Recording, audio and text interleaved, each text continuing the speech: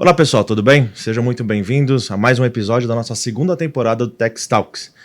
Hoje nós estamos aqui com a Vivian Rodrigues e antes de nós iniciarmos aqui nosso bate-papo, um agradecimento especial à Tex Training Center, nossa plataforma de ensino que é patrocinadora desta segunda temporada. O link vai estar nos comentários aqui, vocês clicam e acessam lá e vejam todo o conteúdo que nós já temos disponíveis aos alunos.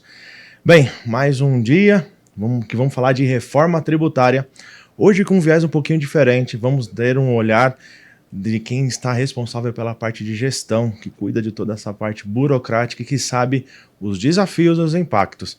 Hoje estou com a Vivian Rodrigues, bem-vinda, Vivian. Obrigada, Vivian. Falar um pouquinho do seu currículo bem pequenininho, né? Então ela é advogada, mestre e doutora em Direito Tributário pela PUC de São Paulo, certificada pelo Conselho para Conselhos Fiscais pelo IBGC, com educação continuada em Harvard, em Boston, Estados Unidos pelo IBFT da ITA, em Amsterdã, da Holanda. 8 anos como head de tax da Embraer e 8 anos como diretora estatutária de impostos da Johnson & Johnson do Brasil. Responsáveis por preços de transferência da América Latina e atualmente diretora estatutária de impostos indiretos na Heineken no Brasil nos últimos 2 anos. Sempre responsável por operações, planejamento, controversy e consulting. Professora convidada do IBET, FAAP e PUC de São Paulo. É autora das obras Preço de Transferência como Norma de Ajuste dos Impostos sobre a Renda, da editora Noeses, e Lançamento Tributário como Ato Administrativo, Procedimento e Controle, da editora Quarta e Latim. Ambos traduzidos para o espanhol. Pequenininho o currículo, bem pouca bagagem, mas, sem dúvida nenhuma, uma carreira de bastante sucesso e de bastante desafios. Seja bem-vinda. Se apresente um pouquinho para nós. Obrigada, Vinícius. Primeiro, agradecer. A gente estava conversando um pouquinho nos bastidores, que é a minha primeira experiência num podcast, então agradeço e já peço desculpas de antemão alguma inconveniência. Estou na área tributária desde sempre, eu costumo dizer que eu não sei fazer outra coisa. Eu me formei em Direito e logo me especializei, fiz mestrado, fiz doutorado, escrevi os livros e essa necessidade de estudar para mim vinha do tamanho do desafio, né? A área tributária é uma área muito difícil e sempre em movimento, muito dinâmica. A gente tem uma estatística de que muda uma lei tributária, uma norma tributária a cada 1,5 hora no Brasil. Então, isso quer dizer que você nunca vai saber tudo. Você sempre precisa correr atrás e tentar entender o que está acontecendo. E aí fiquei 8 anos na Embraer, 8 na Johnson e 2 na Heineken, fazendo operação. E você sabe melhor que ninguém que a operação tributária é uma operação que envolve absurdamente sistemas, né? O governo tem, não sei o quanto as pessoas que não trabalham nessa área entendem, mas o governo tem 5, 6 plataformas, sistemas que nos acompanham, que acompanham os contribuintes. O Brasil é um pioneiro na digitalização da Receita Federal. A gente teve implementação de nota fiscal eletrônica em 2009, né? Só para você ter uma ideia do gap, a França implementou em 2019, então 10 anos depois, e não para, né? A gente teve nota fiscal eletrônica, depois a gente começou com os primeiros SPEDs, aí vieram os SPEDs de contribuição, né? Veio o SPED contábil, depois aí você tem social, bloco K, REINF, né? Então, no fundo, eu acho que trabalhar com operação tributária no Brasil significa entender que você tem um sócio e que esse sócio te acompanha sistemicamente, online, todos os dias, né? E no Brasil, você sabe, são sistemas federais e sistemas estaduais e municipais, né? Então, você precisa entender que a manutenção desse ambiente digital é a responsabilidade primária da companhia, né? Legal. Eu vou fazer um desafio aqui com você, né? No seguinte sentido, você falou que a cada 1h30 temos uma nova legislação no Brasil. Ou seja, se a gente está dormindo, tem coisa saindo. E quem nunca viu um diário oficial extra no final da noite, aqueles grupos do WhatsApp.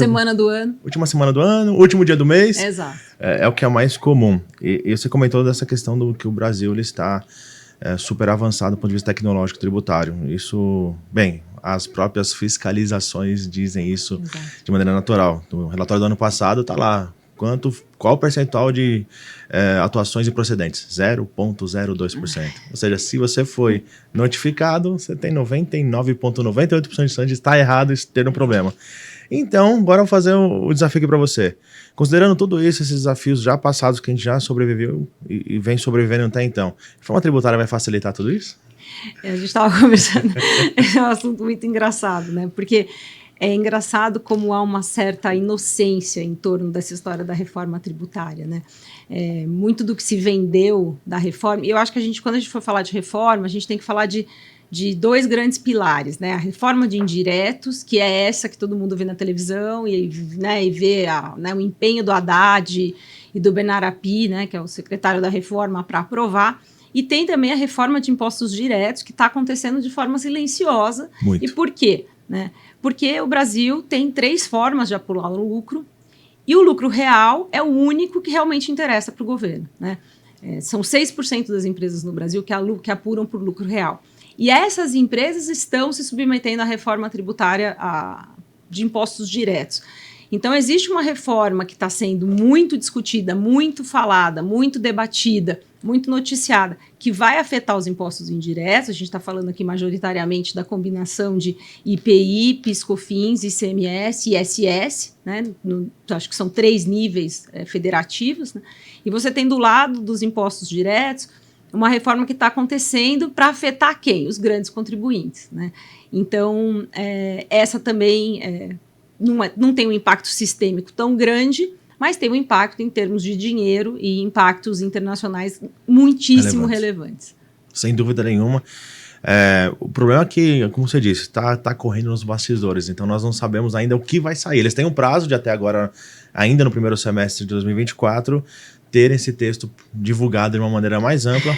Só que, em paralelo a isso, tem uma divulgação de 19 grupos de estudo que estão criando as leis complementares. E já tem gente falando que vai ter uma lei só para falar de IS, uma lei complementar só para falar do imposto seletivo. O que você imagina de desafio? Pensa você é gestora, então você tem que... Eu não sei nem por onde começar, quando eu olho para...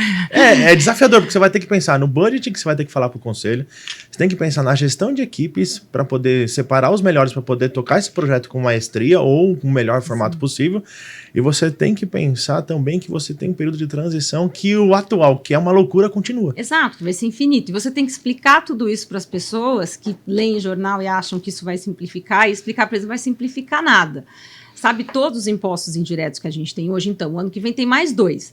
Então, assim, espera-se que em algum momento a coisa comece a melhorar, mas falando especificamente dos 19 grupos, das leis complementares, o que é assustador a gente tem a Constituição de 88 como um marco da democracia, e ela é extremamente exaustiva em tudo, né? Então, ela tem um artigo 5º longuíssimo, né? E ela discorre sobre a capacidade, né, o poder tributário do Estado de forma bastante específica, né? A gente tem que lembrar que a gente é um país que, em 1988, estava saindo da ditadura e tinha todo um trauma de você não... do Estado e seus excessos, né? Que foram materializados tanto na área dos direitos humanos como também na área tributária. Então, a Constituição escreveu exatamente qual era o limite do poder tributário do Estado. E aí, tinha um autor, né, o Hugo de Brito, ele já faleceu, ele costumava dizer assim, o que é direito? O direito é limite que você coloca no Estado. Bom, olhando para tudo isso, a gente desenvolveu um perfil de contribuinte no Brasil extremamente bélico, né? A gente tem uma relação litigiosa com a administração tributária, né? Então, a gente... faz tudo que pode para não pagar mais do que deve, e eles fazem tudo que podem para subir a régua, né, isso gera um custo tributário para todo mundo, mas também movimenta uma indústria de escritórios, de empresas de consultoria, de sistemas e tudo mais. E a gente passa anos discutindo, o Supremo vai lá e resolve questões que ficamos 20, 25 anos discutindo, e agora, sem nenhum tipo de debate profundo, a gente vai lá, mexe na Constituição e autoriza o Poder Executivo, o Poder Legislativo, a regulamentar 2 novos tributos que são, ideologicamente falando, a combinação de alguns já existentes, né, com algumas promessas que são, no mínimo, curiosas. Né? Então, por exemplo, a gente vai fazer tudo isso porque a gente vai simplificar o sistema da não cumulatividade. A gente vai materializar a não cumulatividade porque, do jeito que está... Mas a não cumulatividade já estava na Constituição Federal, né? Já era um direito constitucionalmente garantido, né? E a gente conseguiu subverter isso eu não sei o quanto as pessoas têm noção, mas as maiores discussões tributárias hoje que a gente tem na justiça é exatamente o que dá crédito e o que não dá crédito, que é o centro da não cumulatividade tributária.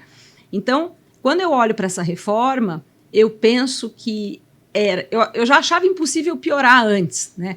A gente vai sair pior, a gente vai ter PiscoFins SP, a gente vai ter coisas assustadoras. Então, com uma promessa do governo de que a carga tributária total não vai subir, né? O Gustavo Franco, ex-presidente do Banco Central, tem uma frase que eu adoro, né? Em matéria tributária, o governo nunca vai trocar 6 por meia dúzia, ele vai trocar 6 por uma dúzia. Então, ainda existe o imposto seletivo, como você bem mencionou, que não está regulamentado em base nenhuma, né? Todas essas comissões foram constituídas sem a presença de membros da sociedade, né? E aí não estou falando necessariamente empresas, mas acho que órgãos representativos, né, de empresas, o que seria bastante saudável para o debate. Então, o que eu espero, né? Eu espero uma baita de uma confusão para mexer em todos os sistemas, conseguir que essa realidade saia de uma lei complementar e seja transportada para um sistema que com certeza espero que se aproveite alguma coisa do que já existe em termos de plataformas que a gente tem hoje. Mas assim, não tem como ser otimista, né? Você fala assim, não, vai melhorar. Não, não vai melhorar. Não vai melhorar nem um pouco, vai criar muito mais burocracia. São mais 2 tributos, é matemática pura e simples, né? A gente pega todos que tem hoje e põe mais 2. Para um dia acabar o PiscoFins, e como você falou, né, numa fase de transição num país não necessariamente politicamente estável a esse ponto, né? Exato. Quem de bom senso no Brasil prevê um período de transição de 30 anos em que nada vai acontecer nesse caminho? É curioso porque assim, nós temos alguns pontos. No começo, quando a reforma tributária começou a ser discutida com mais veemência ali no meio do ano passado, que a gente não colocava fé, né? Lembro que eu fiz lives... Eu não colocava fé. Não, eu fiz lives lá em 2019, 2020, até 2021, que o pessoal falava, Vinícius, vai existir a reforma tributária? Eu falei, acho muito difícil, talvez exista dos federais, porque é um ente só mais fácil. E a gente viu que o negócio foi meio que atropelado. Só que uma coisa bem interessante que lá atrás, no meio do ano passado, se falava, não, estamos substituindo 4 por 2. Hoje até isso caiu por terra, porque às vezes, depende da situação da empresa, vai ser 4 por 4. Exato. Então nós temos lá ICMS, PIS, COFINS, ISS, IPI, são os 5 principais. A gente tem IBS, CBS, IS e pode ter o IPI ainda. Exato. Então imagina empresas, quais são... E aí o que você comentou, que é bem curioso, tinha muita coisa que estava muito claro na Constituição e ela está agora por lei complementar. Exato. Com a questão da instabilidade política, a cada eleição nós podemos ter alguma novidade. E aí você, como gestora, como justificar, como você diz, a gente vem batendo na tecla, né, os altos budgets para o TI que envolve tax dentro das organizações? Eu costumo dizer que todas as empresas no Brasil são empresas de TI que fazem qualquer outra coisa, vendem sabonete, avião, remédio. Por quê? O arcabouço tributário sistêmico de uma empresa hoje, a gente estava conversando um pouco antes de começar, primeiro acho que é uma questão cultural, né? A empresa precisa entender que isso é o famoso Doing Business Brasil, é o custo de fazer negócio no país, né? Você precisa ser capaz de cumprir com um compliance sistêmico, né? Então, quem está operando no Brasil há algum tempo tem assistido a crescente demanda do governo por novos sistemas e updates nos layouts e nas versões antigas, né? Então, você tem aí, né? Talvez eu erre a sequência, mas certamente você tem nota fiscal eletrônica, aí você tem SPED fiscal, aí você tem FD contribuições, aí você tem ECF, que foi a substituição da antiga declaração de imposto de renda da pessoa jurídica, você tem o REINF, que é a plataforma que captura os impostos retidos, você tem o E-Social, que é a forma que captura toda a questão de previdência social, né, com a junção do antigo INSS com a Receita Federal, e você tem, paralelo a isso, cada município criando sua pequena plataforma ali de contribuintes para que você consiga ter minimamente o controle, né? Essa crescente vem acontecendo desde 2009, né? Então, de uma certa forma, as empresas estão acostumadas com o crescente budget, né? E não há nenhuma forma desses sistemas serem reduzidos, porque mas você está falando isso porque você tem preconceito. Não, é estatístico, nunca diminuiu. Sim. Né? Então, é muito simples. Então, assim, como explicar isso, né? Que foi a sua pergunta. Não tem explicação. Você tem que chegar a explicar, a pessoa vai olhar para você, não vai entender. Aí você vai falar de novo. Chega uma hora que você fala para ela, então, você vai ter que ter um pouco de fé. Você vai ter que acreditar em mim, especialmente os estrangeiros. Eu tenho um chefe polonês, e quando eu expliquei a reforma a primeira vez para ele, ele falou assim, não, mas isso é uma coisa estúpida, não faz sentido. O ano que vem tem mais 2? Eu falei, sim, tem mais 2. Então, eu acho, por isso, como uma pessoa que toca operação há muitos anos, o que mais me assusta é a forma como isso é vendido como um modelo melhor do que o que tem hoje. Porque se não é melhor, porque você vai mudar, não é verdade? Não, tem que evoluir. Tá bom, então a evolução presume você sair do estágio que você está e ir para um lugar melhor do próximo que você está hoje. né? Exato. Então não faz o menor sentido sob esse ponto de vista, né? Aí o pessoal fala, não, mas tinha que ficar... Gente, vamos ser inocentes, o IPI, o PIS e a COFINS já eram do governo federal, ele já podia ter juntado, já estava tudo em sistema, já era dado, né?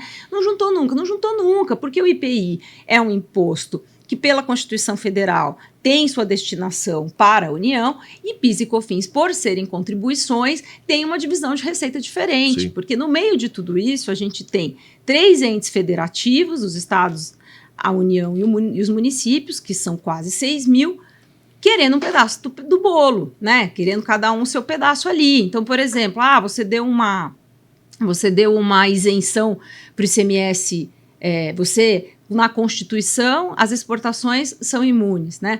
Então, tá bom. Então, é o seguinte, né? O Estado tem que dar uma recompensa para o município porque o ISS da exportação não é... Existe todo um arcabouço por trás dessa conversa aqui, que é a forma que os estados encontram de ter dinheiro. Estados, municípios e União.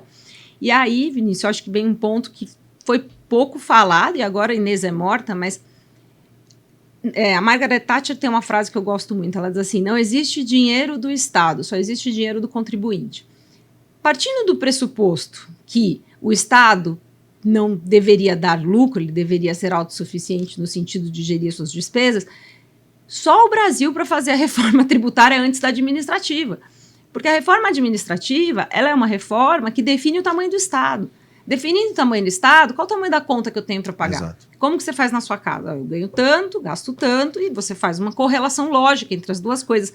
O Brasil não. O Brasil a gente está passando a conta primeiro para depois olhar se o Estado vai diminuir, se ele vai ser mais eficiente, né? Coisas assustadoras da reforma, né? Vai ter a junção do ISS, do ICMS, né? E não vai diminuir nada das fiscalizações, né? Todos os entes federativos vão preservar sua capacidade de fiscalizar. Ou seja, eu posso ser fiscalizada do mesmo fato gerador simultaneamente pelo Estado e pelo município. Na verdade, eu acho que tem um ponto de atenção é que não é só simultaneamente pelo Estado e município, pelos estados e pelos municípios, já que... Num bom plural. Porque o que acontece? Você tem ali a recolhimento para o destino. Exato. Então, se você deve no destino, se você, no caso da empresa que você atua, ela vende simplesmente para todos os municípios, não vou falar nem dos estados, praticamente para todos os municípios. Duvido Exato. Que não chegue o produto de vocês em todos os municípios. Então, imagine que você vai ter uma configuração sistêmica prevendo a alíquota somatória de estado e município para todos os municípios do Brasil. Exato. E podendo ser fiscalizado por todos os entes federativos. Aí vai se criar um conselho, são coisas que no Brasil a experiência mostra que não funcionam, né? A matéria tributária é uma matéria extremamente árida, né? Para quem não é do dia a dia. E outro dia o Bichara fez um comentário que eu dei risada. Né? Você põe um monte de políticos junto, o que eles fazem? Política. Né? Então, a gente vai ter a determinação, né? Você vai ter o exercício da capacidade contributiva, você vai ter o exercício da legalidade na mão de entes políticos. Exato. Que não têm o menor compromisso no sentido de eles estão ali por um mandato, eles vão fazer o dele, né, 4 anos, 8 anos, enfim. Eu acho que a intervenção política que foi feita com a reforma é algo a se pensar, né? Para nós que passamos 20 anos brigando pelos nossos direitos, né, e não são valores pequenos, né? Não estou brigando por dinheirinho, né? As teses tributárias movimentam fortunas para os dois lados, tanto quanto a gente ganha, quando a gente perde, né? Então você tem toda uma determinação política do direito de tributar do Estado. E o direito de tributar do Estado é, essencialmente, um dos limites primários do relacionamento Estado e cidadão, né? Quando você olha, lógico, você acaba tendo a questão dos direitos humanos sempre se sobrepondo, mas a questão tributária é a segunda. Então, tá bom, vocês vão continuar tendo seus direitos respeitados para trabalhar e sustentarem o Estado, né? Então, a segunda etapa é essa.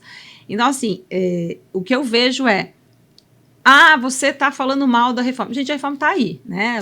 Ela passou, ela foi aprovada, ela vai acontecer, ela está movimentando o mercado tributário como nunca, né? Então, empresas de consultoria, empresas de TI, escritórios de advocacia, empresas de treinamento, empresas de desenvolvimento de software. Está todo mundo olhando para aquilo e falando, pô, né, qual a oportunidade que eu tenho nisso? E sim, teremos oportunidades. Mas o fato é, pensando como cidadão e pensando que uma das promessas do Bernard Api sempre foi, né, ele tem uma apresentação padrão que ele usou para várias instituições, acho que você já deve ter visto. Sim. Com certeza, e num dos pedaços da apresentação ele fala do tamanho do contencioso tributário, né? Welcome, a gente vai dobrar isso, né? Porque agora a gente vai continuar brigando pelo PIS, pela COFINS, pelo ICMS, pelo IPI, e vamos encontrar formas de brigar pelo imposto seletivo, pelo IBS e pelo CBS, né? Isso porque nós estamos aqui, eu e o Vinícius, falando de reforma de impostos indiretos, né? Sim. A gente ainda não entrou em subvenção, distribuição de juros sobre capital próprio, implementação de novas leis de preço de transferência que majoritariamente afetam o imposto de renda, né? Eu acho que você conseguir traduzir isso para cima e para baixo passa a ser um desafio do gestor, porque agora imagine daqui para baixo, você tem que falar para os profissionais, meu amigo, tudo que você fez até hoje você vai continuar fazendo por 10 anos, mas você vai ter que entender a nova dinâmica e você vai ter que acompanhar ela muito de perto, porque como está tudo na mão do governo, vai estar no comitê gestor, por exemplo, algumas possibilidades, vai ser reavaliado a cada 5 anos a questão dos benefícios fiscais dados agora pela reforma tributária. Isso pode mudar a qualquer momento, isso pode impactar custo, isso pode impactar margem, isso pode impactar o negócio como um todo. Então, viabilidade de negócio. Você tem os varejistas hoje que, sei lá, tem uma margem estupidamente pequena, 3, 4, 5%. E uma alíquota tributária, a gente está falando de 27,5%. Por menor que seja a mudança, por 0 ponto alguma coisa que algum município muda, essa dinâmica da margem, mas ela tá, o pessoal fala muito, né? Mas ela vai estar por fora. Você vai ter o preço do produto mais o imposto. Mas você sabe muito bem que... Quem acredita nisso, né? Mais do que isso, o consumidor ele vai olhar isso, ele vai olhar o preço de prateleira do produto. E aí como que você vai justificar que um produto em São Paulo está um preço, em Barueri está outro e em Osasco está outro preço? E essa é a maior dificuldade nossa daqui para frente. E tem um outro ponto importante que é a questão de você olhar para esses tributos todos novos que foram criados como um custo adicional, mas também o impacto que isso tem dentro da empresa, como você falou. Então, assim, se fosse no final de tudo isso, ficasse só mais caro a carga tributária, já seria péssimo. Mas ela vai diminuir a sua margem também porque vai subir seu custo. Sim. Né? Então, você vai ter que treinar gente, desenvolver, comprar novos sistemas, né, para justificar toda essa minúcia que é a combinação de 6 mil municípios com 27 estados. Né? E não tem como achar que vai ser mais fácil, não tem como achar que vai ser mais barato. Né? É de uma inocência absurda, né? E não adianta, eu consigo ver a necessidade de colocar, o discurso o Brasil precisa se posicionar. O Brasil ficou pior, mais difícil de explicar depois da reforma, né? Porque, como você falou, são 10 anos de transição. Então, no curto prazo, 10 anos nem é curto prazo direito, né? Não. Você não consegue olhar como é que essa dinâmica vai tornar a vida da empresa mais fácil, mas você consegue seguramente saber que vai ficar mais caro, né? Meu custo com tecnologia, meu custo com treinamento, meu custo com manutenção, porque a tecnologia você sabe bem, você paga para implementar e depois você paga para manter, né? Sim. E com indefinições ainda muito relevantes, né? Então, eu não tenho ainda o imposto seletivo, eu não tenho nem a regra dele, e as pessoas ficam assim, você já fez uma conta de quanto que vai dar? Não tem alíquota, queridos. Então, esse é o ponto, assim. No seu caso, você consegue saber que provavelmente você vai ter incidente do IS. Exato. Via regra geral, até açúcar hoje em dia faz mal, então imagine o que não pode estar ali a mais. Com certeza. Então, imaginemos beleza, você sabe que você vai ter esse impacto do IS, vai estar na sua conta, e você já sabe do impacto que ele vai fazer base de cálculo para o IBS, para o CBS, para o ICMS, para o IPI, vai fazer base de cálculo para tudo. Só que é o que você falou, cadê a alíquota? Quanto custa isso? Porque assim, né? eu sei que o CBS, o IVA dual lá, vai ter lá seus 27,5, mas em tese, IPI e IS está para fora disso. Não, e a gente sabe também que a alíquota, né, no direito tributário, ela é dividida entre alíquota nominal e efetiva, né? E, em se tratando de tributação não cumulativa, a diferença de alíquota efetiva e alíquota nominal é gigante. Por quê? Porque o sistema de créditos e débitos determinam a alíquota efetiva de determinados impostos. Fora isso, eu vejo como também uma dificuldade adicional o fato de que, quando você pega grandes indústrias, esse ambiente é mais ou menos conhecido. O pessoal está reclamando, mas já tem rodando, sei lá, 5, 6 sistemas. Agora, os prestadores de serviço estão sendo convidados a se juntar a nós num mundo de complexidade sistêmica que para eles não existia. Sim. Né? Então, isso é importante também, né? Você está ampliando a camada do tecido econômico social da empresa que vai ter que se submeter a esses custos que são altíssimos. Né? Então, para um profissional tributário é sempre muito difícil você se posicionar dessa forma sobre a reforma, né? De uma forma cética e pragmática. Mas é isso que está acontecendo, né? Então, por mais que eu entendesse que o Brasil precisa de uma reforma tributária, e eu acredito, Vinícius, que se você juntasse PIS, COFINS e IPI já melhorava muito. Eu disse isso lá atrás, já Exato. Desconfiaram de mim, foi não, esse é o caminho. Se você juntasse PIS, COFINS e IPI já melhorava muito. Se você reduzisse de 6 mil municípios, como era a ideia do Paulo Guedes inicial, para uns 300, também já diminuía muito, caiu o custo. E tudo isso, quando você vai ver os números da reforma, é coisa de, em 20 anos, 4% do PIB acumulado. Quer dizer, toda essa confusão, para ter 4% do PIB acumulado em 20 anos, 15 anos, não tem exatamente o número, mas é algo por aí. Não, peraí, tem outros jeitos de chegar nisso, entendeu? Você consegue chegar nesse número de formas menos traumáticas, né? Mas é isso, o mundo tributário é essa empregabilidade eterna, né? Porque você não tem paz, né? Todo ano alguma coisa muda. Trazendo curiosidade nesse sentido, essa semana eu estava discutindo com alguns clientes, temos uma nota técnica, 2023-004, que ela trouxe algum evento de pagamento que foi cancelado, foi anulado na última versão, e ela trouxe algumas tags novas de validações que são representativas. Então, venda para a Zona Franca de Manaus, você tem que ter uma tag nova. Então, você depende de ter uma equipe para olhar quais são as atualizações sistêmicas. Então, a gente fala de SAP nas grandes empresas, tem que ter uma SAP Note. Você tem que ter uma equipe que vai entender essa nota técnica emitida pelo ENCAT para ver como ela vai aplicar o seu negócio. E você tem que ter aplicação em testes. Tudo isso num curto período de tempo, porque 2 meses para uma grande empresa é pouco, né? Exato. Começa por aí. E aí quando você olha para tentar entender o que os estados estão dizendo, ninguém disse nada.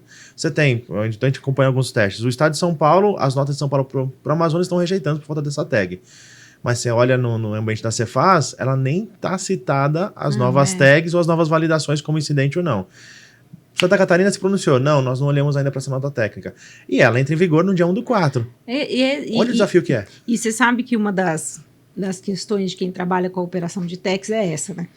A gente discute muito anterioridade, né? Princípio da anterioridade, a noventena, né? Para se implementar as coisas, pelo princípio da não surpresa. Não, é pelo princípio do sistema, sabe por quê? Porque não dá para mudar rápido. Não dá. Né? E o que acho que as pessoas que assistem, para tentar dar uma dimensão, né? Você normalmente tem um ERP, que é o nome em inglês que a gente chama, né? Do seu sistema que vai processar a sua informação financeira, né? E aí você tem alguns grandes fabricantes, Oracle, SAP, né? TOTOS.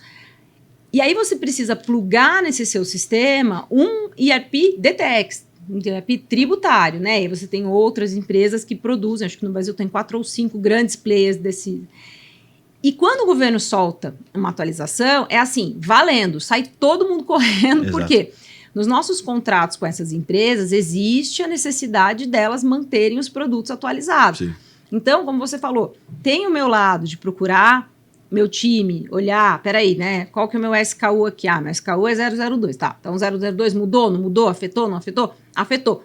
Aí eu tenho que ligar para a empresa que vai provocar uma mudança, uma necessidade de atualização. E como você disse, às vezes tem 15 dias para entrar em vigor e o seu prestador de serviço, né? O seu serviço, aquela empresa que está te provê o seu sistema, não está ainda pronta, né? E tudo em tecnologia precisa ser testado em 2 ambientes, que é a qualidade e produção. Por que uma pessoa de tech sabe disso? Porque sofre, passa perrengue com o sistema há muitos anos. Então, para quem não conhece, né, os sistemas eles funcionam da seguinte forma: você testa, você faz lá toda a engenharia, arquitetura, né? O Vinícius vai completar depois com a visão muito mais técnica dele. Aí você testa numa bolinha, que é para não estragar o sistema. Não, deixa ali rodando. Enquanto você está mexendo, ele está aqui mandando informação diária. E aí você vai para a produção, que aí funcionou, né? E lá funcionou? Não sei, né? A estatística que precisa dizer isso. Às vezes você pega uma transação que não foi testada, que não foi mapeada. Não, mas você não sabe fazer. Não, é que você testou 12 mil cenários e aí tinha um dos 12 mil que você não testou. Então, essa complexidade dos tempos para isso, acho que é uma outra questão que me incomoda bastante. Eu não vejo a doutrina falar disso. Nós, tributaristas, não falamos disso. A gente não sempre fala assim, tem que ter uma anterioridade sistêmica, meu amigo. Não é assim, você dorme, acorda, mudou a lei. Tá valendo amanhã. Né? Porque eu não vou conseguir mudar meu sistema nesse tempo, né? Então eu brinco, né? Tinha que ter. Eu participo de muito congresso, porque a área tributária tem essa autoalimentação, né? De compartilhar informação. Eu nunca vi ninguém falar de anterioridade sistêmica, é uma coisa que a gente precisa pensar. Ah, mas são só 6% da população. Obrigada, governo. Com a reforma tributária, ele pegou todos os prestadores de serviço, todas as indústrias.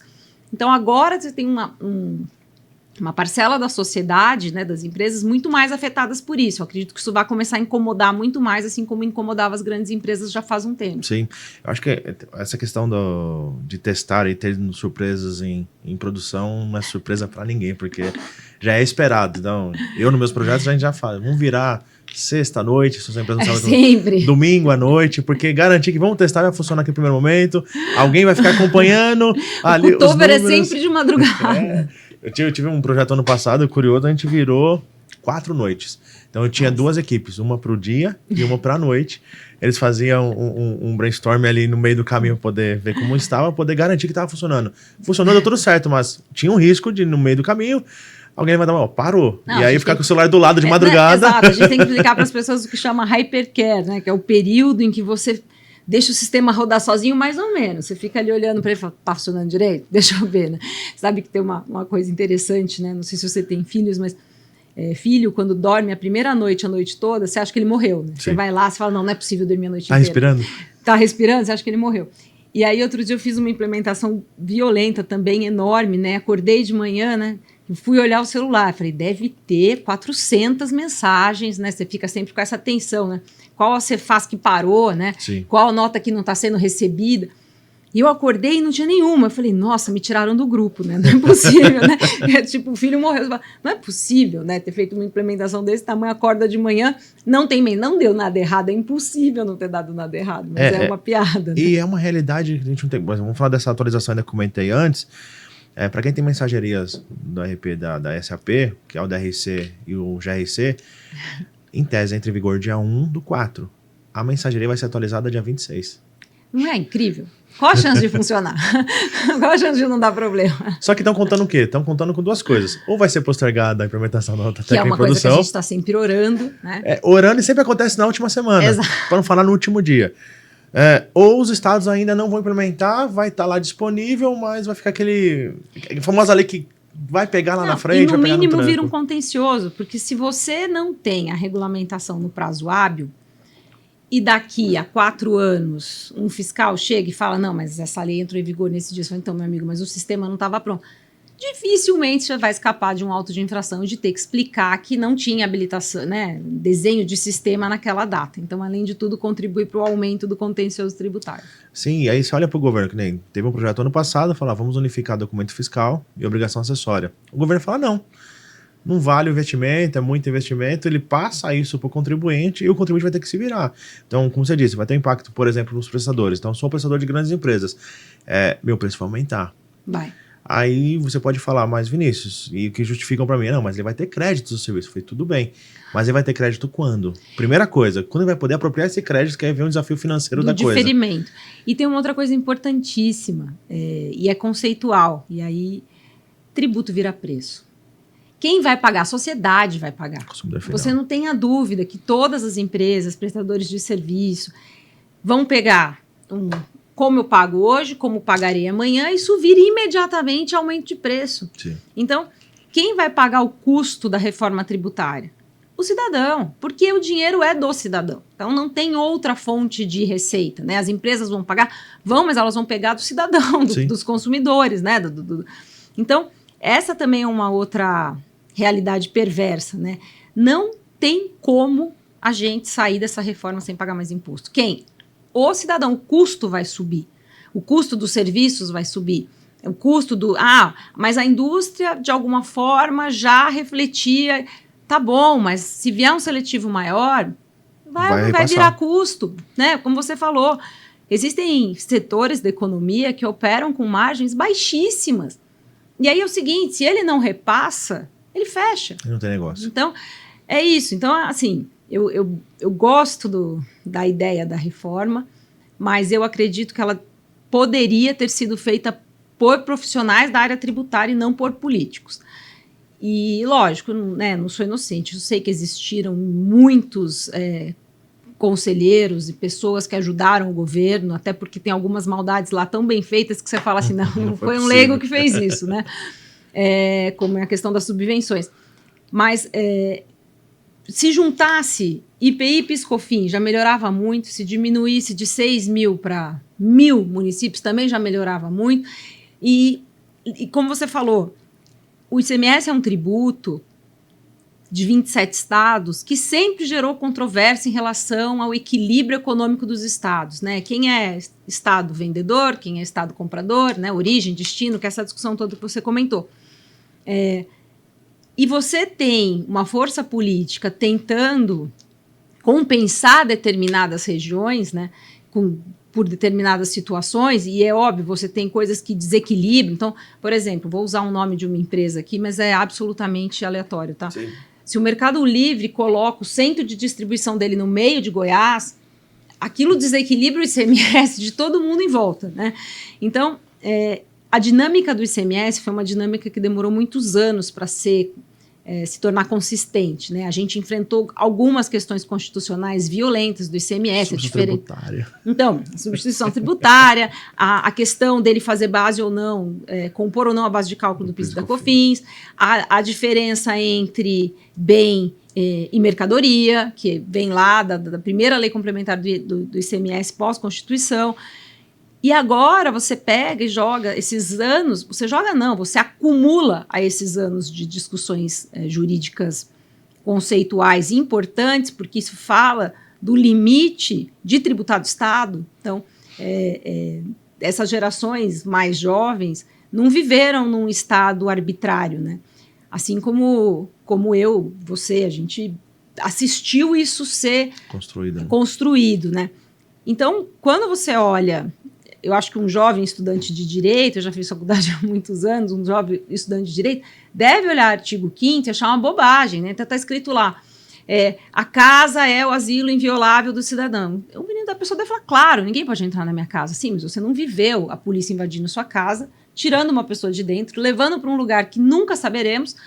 Então, o preso, a família do preso tem que saber onde é que ele está preso. São coisas que hoje essa geração olha e fala assim, lógico. É óbvio, né?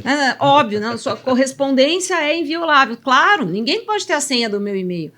E não tem ideia do que a sociedade brasileira passou para que a Constituição chegasse nesse ponto. Não que eu não ache que a Constituição merecesse uma revisão. O que dá calafrio. Imagina você, como poder constituinte originário ou reformador, dá de novo o poder para esse povo decidir o que vai acontecer com a gente, né? Esquece. Então, assim, eu prefiro deixar do jeito que está. Então, eu acho que a reforma em si, ela tem desafios, e de novo, tá aí. A gente está aqui falando do jornal de segunda-feira. Ela veio, ela aconteceu. Eu era igual você, eu falei, a gente vai dar muita confusão. E ela vem para trazer para a sociedade, todo mundo vai pagar a conta, o cidadão vai pagar mais, as empresas vão ter que investir mais em sistema, as empresas vão repassar para os cidadãos o custo adicional da reforma, que existirá, sabemos. Tudo isso com uma promessa de que daqui a 10 anos vai ficar mais fácil. façam suas apostas. É literalmente aposta. E agora imagine tratar isso dentro da empresa, da organização, muitas empresas ainda não conseguem ter essa visão de que, eu preciso ter alguém olhando para projetos techs, né, da minha equipe. Normalmente é a mesma equipe, o cara que faz o SPED, o contribuições, tem outro que faz FD, e quando envolve um guia prático, atualização, é essa mesma pessoa que vai lá e testa. E a gente estava comentando um pouco antes que é a dificuldade do profissional hoje para você entender o chão de fábrica, passar para o processo, entender de ponta a ponta. Então tem que ter alguém dedicado a projetos em relação à reforma tributária vai ser uma diferença para as empresas. E né? sabe o que vai ser pior? Você vai ter que pegar o seu melhor funcionário para fazer isso. E você vai ter que, para quem não está acostumado com a realidade de projeto de tax, você tem sempre um recurso. Eu tenho um recurso, tá bom. E aí você tem que tomar uma decisão. Eu pego esse recurso do mercado e ponho no projeto, ou eu pego o meu Jedi aqui, que sabe fazer tudo, ponho no projeto e trago alguém do mercado para aprender minha operação, né? E o pior, existem projetos tão complexos e tão longos que a necessidade do conhecimento desse recurso muda no curso do projeto. Né? A implementação de SAP é um caso clássico, né? Sim. Você começa necessitando de um tipo de profissional e termina precisando daquele cara que vai pegar a agulha que está saindo no palheiro, né? Então ainda tem mais essa. Você vai fazer o quê? Né? Você vai botar o seu super, né? O que sabe tudo para tocar o projeto, larga a operação com gente nova. Assumindo risco. E assumindo risco, mas eu garanto que a minha implementação vai sair bem porque eu coloquei o melhor que eu tinha. Ou põe uma pessoa nova, toca a operação de uma forma boa, mas essa pessoa nova aqui pode perder alguma coisa do chão de fábrica, como você falou, pode perder alguma particularidade do processo, o que vai fazer com que a sua implementação não seja boa. Né? E nem sempre os erros de implementação aparecem em produção no hypercare. Né? Dificilmente, tem coisa que você vai pegar 6 meses depois. E aí você vai pegar... Fração. Exato. É bom conversar com quem entende. É isso mesmo. Então, assim, ou seja, serão 10 anos que gestores terão que suar, donos de empresa, conselheiros terão que suar 2 vezes, porque eles terão o poder de decisão na mão, e se eles não olharem pro cofre de uma maneira dedicada, porque assim, a área fiscal ela sai de uma área que era totalmente só preenchedora de informações e de guias, geradora de guias a recolher, passa para uma área estratégica, então nesse intermédio de tempo começa diversas ações serem pró-contribuintes, então isso ajuda a área tributária a ganhar uma dinâmica, ou seja, deixa de ser uma área só de despesa, passa a ser uma área até geradora de receita, em determinado momento, e agora a gente está numa área, numa visão protagonista, que ela pode levar a empresa ao céu ou à derrocada. Não, e o protagonismo das áreas tributárias é alguma coisa que só não sabe quem não apurou por lucro real até o ano passado, né? Porque na apuração de lucro real, e isso serve para a gente selecionar um grupo de empresas, a área tributária é decisiva se você é viável, se você não é viável. Né? Se você tem um produto competitivo, se você não tem um produto competitivo. Né? E mesmo em segmentos menores, né? Eu lembro quando tinha uma súmula do STF que falava sobre o PIS e COFINS para sociedades uniprofissionais.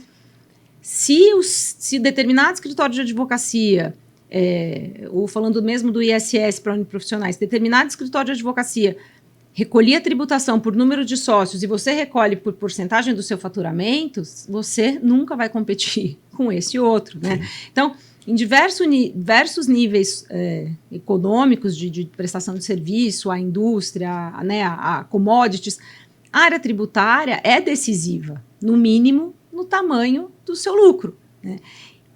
Eu costumo brincar, Vinícius, que o gestor tributário, ele cuida do sócio mais importante da empresa, que é o governo. Né?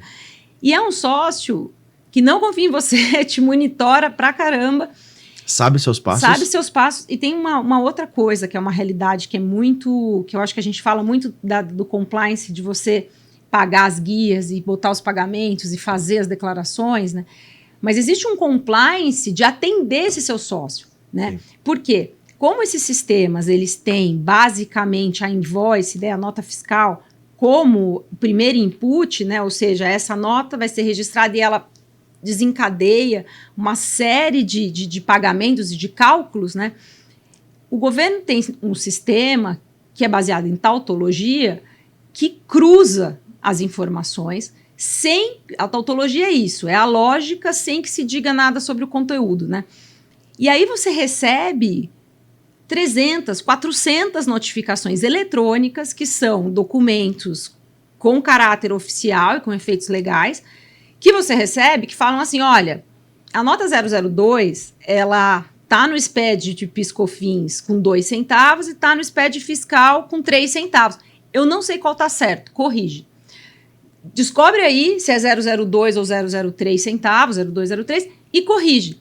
Você precisa ter uma pessoa ali respondendo essas notificações. Sim. Entrando no sistema, olhando que nota fiscal é essa e corrigindo, indo atrás do mundo real, né? Mas peraí, deixa eu ver se essa nota fiscal é 002 ou 003 e corrigindo, né? Então você tem também um custo de compliance grande de fazer com que esses sistemas que se conversam e são monitorados sejam mantidos no patamar que o governo quer, né? Então, você tem fiscalização, aquela figura do fiscal que bate na sua porta, chega, te entrega, né, a autorização de fiscalização dele, dá uma passeada pela fábrica, começa a te fazer pergunta.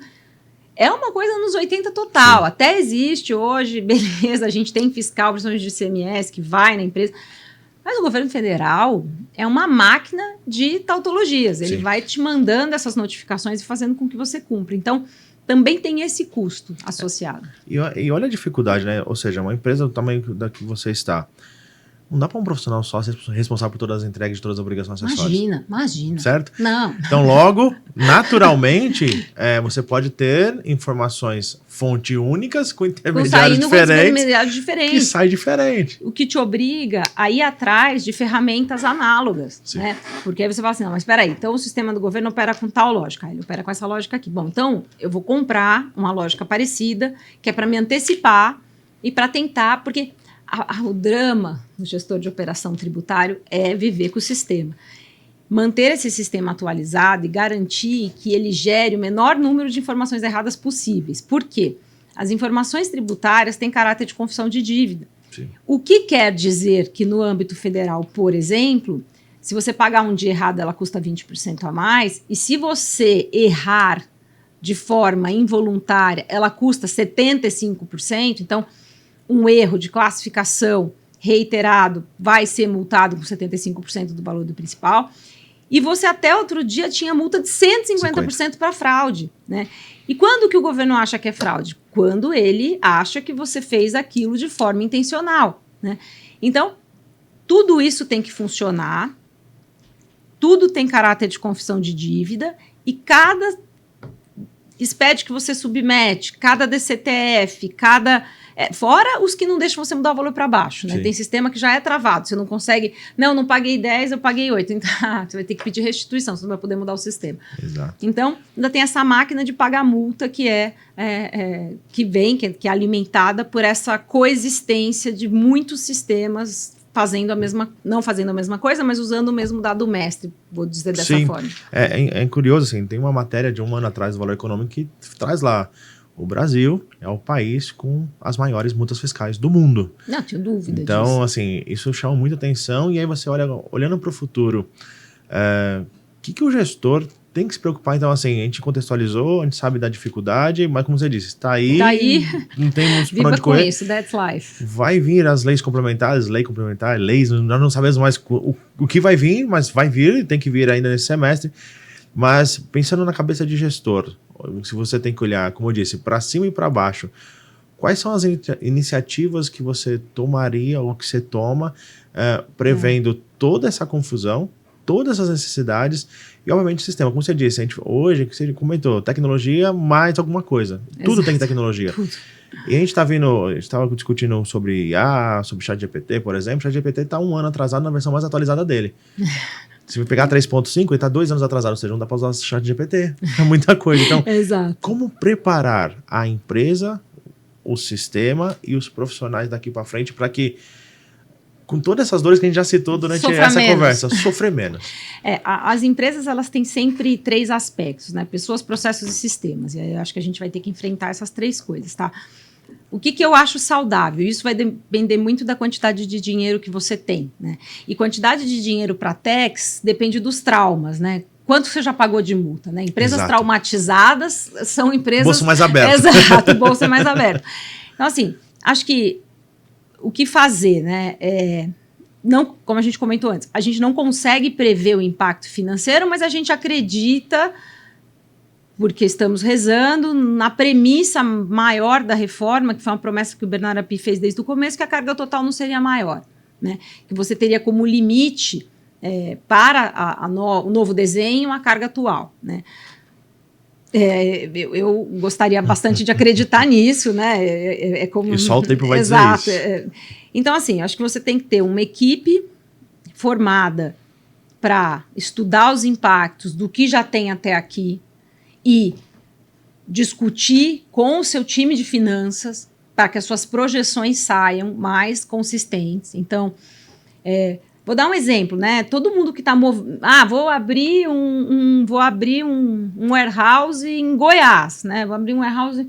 Esse movimento já está acontecendo, né? Você não vai conseguir brecar isso. Você vai ter que dizer, peraí que eu vou recalcular o custo do projeto, né? Então, você tem que ter um time que pensa e que discute com finanças o impacto disso na empresa.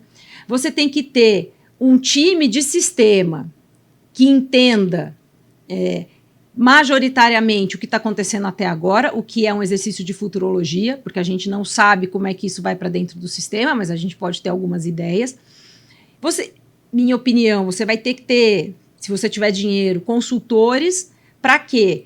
Para contarem para você como a sociedade está se movimentando, né? Grandes consultores têm grandes clientes, isso ajuda, né? Ajuda porque tecnologia está aprendendo junto com a gente.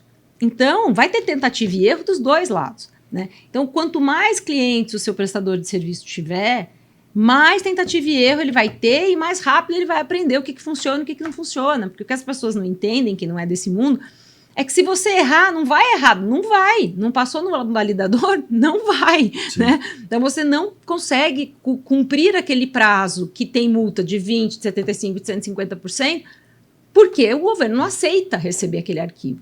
Então, eu penso em uma equipe de profissionais para você redesenhar o custo da empresa atual. A maioria das empresas grandes passa uma boa parte do ano anterior projetando o ano seguinte, então acho que já tem que entrar agora para olhar o impacto. A parte de sistema é a parte que a gente menos tem que fazer, porque somos reféns. O que o governo disser, a empresa vai fazer e vai repassar para você. É simples assim. Você precisa que ele corra com esse desenho para te ajudar. Eu reservaria uma parcela de CAPEX, porque inevitavelmente você vai ter custo de mexer no seu sistema interno, né? Você vai ter que mexer no SAP, você vai ter que adaptar. A gente estava conversando antes, né? O governo decide que ele quer receber a informação dessa empresa em litros, né? Se ela faz em quilos, ela vai ter que mudar o sistema dela, fazer um depara para que de quilo converta para litro e ele consiga entregar do jeito correto. Então, e depois que essa estrutura estiver mais ou menos desenhada, entra a parte de processo, que é o quê? Você que é uma pessoa de TI sabe, né? O maior problema de TI é a informação que entra, é o usuário, né? Se você não colocar a informação correta, ela não sai correta de forma alguma, né? Então, você precisa mapear o impacto de todos os processos afetados pela reforma, né? Então, processo de exportação, processo de importação, processo de distribuição, processo de armazenamento, seu relacionamento com terceiros, transferência. Então, basicamente, né? E depois que você fizer tudo isso, você treina as pessoas, né? E reza para elas não irem embora e você não ter que treinar outras. O valor. Exato. Eu acho que, assim, complementando o que você disse, eu acho que tem uma visão que, para quem tem SAP, é um pouco mais complexa. Foi natural muitas empresas, principalmente as grandes, elas acabarem customizando muito o seu processo. Sim. Aquele famoso... A famosa Z. E aquela famosa discurso, não, no meu segmento é diferente. A minha empresa, eu cansei de ouvir nos últimos anos atuando em projetos, diversas empresas, você precisa entender que aqui a gente faz diferente um pouco. E esse faz um diferente um pouco, que foi customizado, ele vai custar muito caro agora. Vai, porque você vai ter que... Porque você não tem um profissional pronto no mercado para mexer na sua Z. Primeiro que o que fez originalmente pode nem estar vivo a depender da empresa. Não, tem empresa que eu visitei recentemente que ela tem aquela customização há 30 anos. Não, terrível. Então, assim, se ela tem aquilo há 30 anos e agora tem que mudar tudo, ela vai ter que gastar quase o tempo que ela gastou para poder desenvolver, para alguém descobrir como foi feito. Exato. Mais o dobro do tempo para poder desenvolver algo específico ou tirar do Z e colocar o máximo standard possível. E o Z, ele tem um outro problema muito sério, né?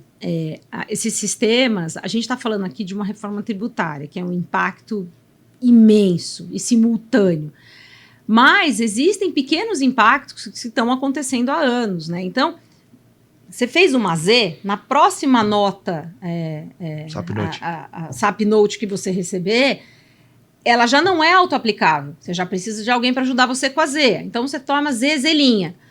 Com o passar dos anos, a sua Z, como você disse, originalmente desenhada há 10 anos atrás, já sofreu 13 atualizações de SAP por causa da aplicação de nota.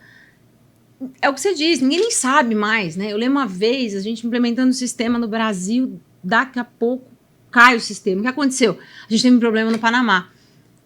Que coisa é essa que o Panamá para no sistema do Brasil? Só quem entende. Por quê? Nessas Zs todas, alguma coisa lá uniu e você cria esse efeito causa-consequência. Então, a Z também não deixa de ser uma caixinha de surpresa, né? E para vocês, consultores, e para nós, né? E aí a gente reza para entender como é que a Z está funcionando. E do lado do consultor, às vezes, vem as empresas e falam, Vinícius, orça para mim a análise disso. E eu falo, não tem como. Vamos fazer um pacote de horas mensais e eu vou justificando as horas que eu gasto para você, porque, de fato, não tem como. Tudo que é customizado foi desenhado, então... É diferente de um carro que você compra customizado, que você fala, eu quero a cor vermelha, quero o volante azul, e você enxerga isso. Quando a gente fala do ponto de vista tecnológico, você não consegue enxergar. Não vê rastro daquilo, né? E como você falou, os profissionais vão embora, o histórico se perde, né?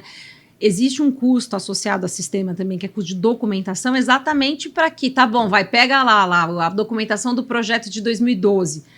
Aí você tem que pegar uma pessoa que entenda, que leia, que consiga minimamente perceber, né, o nível de alterações que foi feito. Mas é isso, a gente vai ter bastante novidade aí nos próximos anos. A parte de sistema que já é complexo, preponderante na área tributária, passa a ser ainda mais preponderante. E os profissionais que sabem trabalhar com isso vão ser profissionais que vão ser treinados para essa próxima etapa. E a gente, quando for mais velho, vai falar assim... Você lembra daquela reforma? Nossa, 2024, hein? Cada coisa. No episódio passado nós falamos isso, né? A gente vai estar diante de uma galera agora que vai ter essa vivência do ICMS, da solução tributária, de quinquilhões de convênios e acordos e protocolos para poder se analisar. Regimes especiais. Regimes especiais, então, assim, que pode voltar à tona lá no futuro, mas sem base. Mas, de fato, é um desafio que nós vamos ter que passar, vamos ter que enfrentar, justificar da melhor maneira e tentar encontrar a melhor oportunidade para todos nós. Acho que a gente comentou um pouco antes, eu tenho um lado que eu sou temeroso, obviamente, aumento de carga tributária, serviço vai ser mais impactado. Tem um outro lado que eu enxergo mais de oportunidades, porque, de fato, o consultor vai ser melhor visto agora nas empresas, nos projetos, vai economizar, no fim das contas. E acho que tem um mundo de empresas médias que não tem outra escolha a não ser contratar alguém de fora. Né? Porque as empresas grandes, é o que você falou, você faz a implementação, vai treinando, tem um pessoal lá dentro que já cuida do sistema porque você está operando no Brasil, mas as empresas médias, essas, não têm esse conhecimento interno, elas vão ter que contratar tudo isso. Vai ser um desafio. Esse é o resumo do episódio de hoje. Vivian, novamente queria agradecer a participação. Foi muito bom o bate-papo. As portas sempre estarão abertas. Que de repente, com as publicações da lei, a gente vem. Vamos reclamar mais um pouco. Eu queria agradecer, Vinícius, e deixar também essa mensagem que isso aqui não é uma visão pessimista, é uma visão pragmática de uma pessoa que está há 17 anos lidando com o sistema tributário no Brasil e que olha para isso com olhos de... Perdemos uma chance histórica de realmente fazer ser mais simples. Mas bora, nunca foi fácil, continua não sendo para amadores e a gente segue. Obrigada, Brasil, Vinícius. Não é fácil, né? Eu que agradeço. Agradeço a vocês a participar em mais um episódio nosso. Curta, compartilhe, siga a Vivian, siga nós nas redes sociais também. Vai ser um prazer, nós compartilhamos o nosso ponto de vista e os nossos conhecimentos de bagagem nós temos aqui. Muito obrigado, até mais. Tchau, tchau.